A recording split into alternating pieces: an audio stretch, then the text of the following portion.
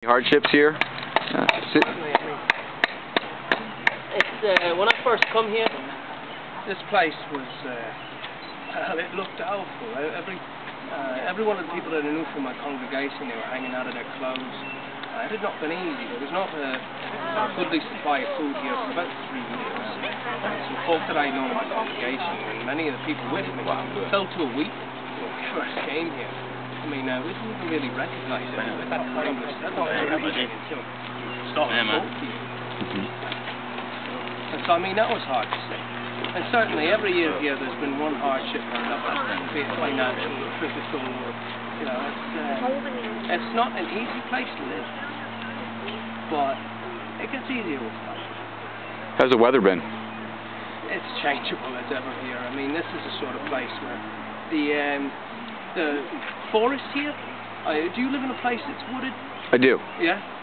Then the weather there must be very strange and changeable. I mean, I think it's the very climate itself is changed by how wild the place is.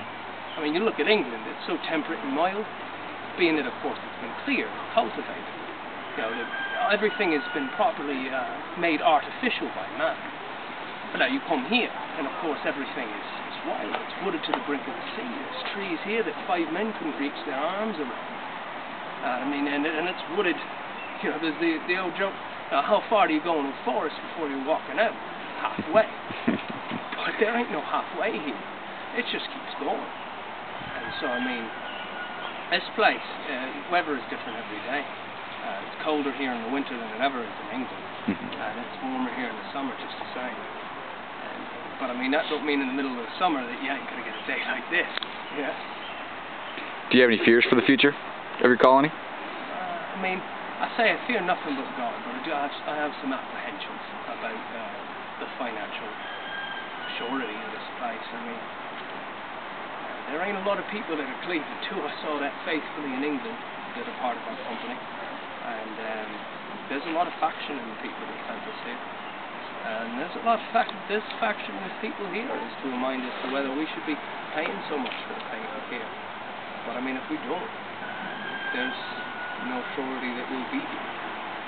If the company back in England were to sell our patent here to someone else, we could be made paupers. We wouldn't have our own homes. We don't have any legal right to them, nor our fields. So they could sell that off to anybody they wished if they wanted.